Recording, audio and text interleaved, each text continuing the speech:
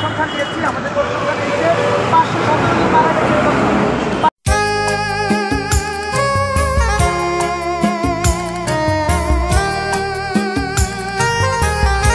পরিসংখ্যান দিয়েছি, আমাদের পরিসংখ্যান দিয়েছে 517 জন মারা গেছে।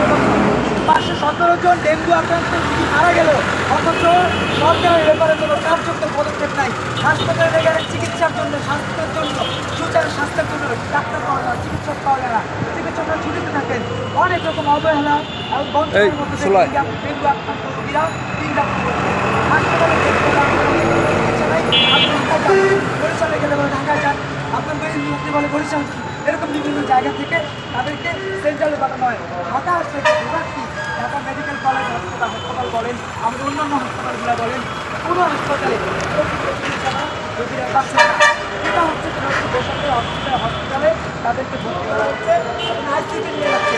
আইসিইউতে যাওয়ার মতো ক্যাপাবিলিটি বাংলাদেশের কজন মানুষের আছে? এই পরিস্থিতিতে আমরা নতুন ধারা বাংলাদেশের নীতি আমরা মনে করি সরকারের যথেষ্ট পদক্ষেপ অবহেলা রয়েছে। তার যত অবহেলার কারণে আমাদের সাথে আজকে যারা ছিলেন, বিশেষ করে নতুন ধারা অবহেলাগুলো অবহেলা হচ্ছে প্রথমত হাসপাতালে গেলে প্রথম যেটি হয় সেটা হচ্ছে বলে যে আপনি কি ডেঙ্গু পরীক্ষা করেছেন? আমাদের এখানে পরীক্ষা হয় না। সরকারি তারা বলছেন আমাদের এখানে পরীক্ষা হয় না। অধিকাংশ জায়গায় কি হয়, বিশেষ করে উপজেলা মেয়রকে কি বলবেন? সরকারের আমরা পেয়েছি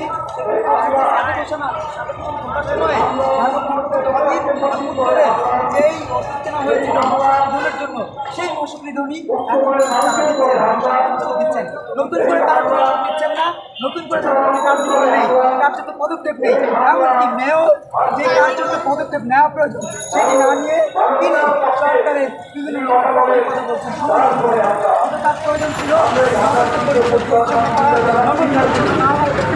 রাস্তাঘাটে পানি জমে থাকে,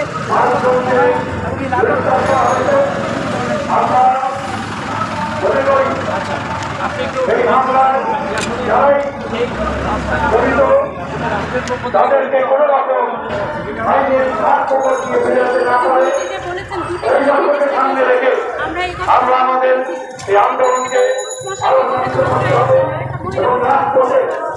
যারা মুক্ত মনের মানুষ আছে, যারা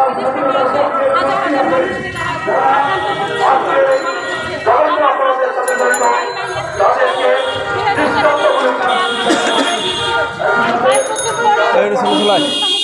মানুষের সাথে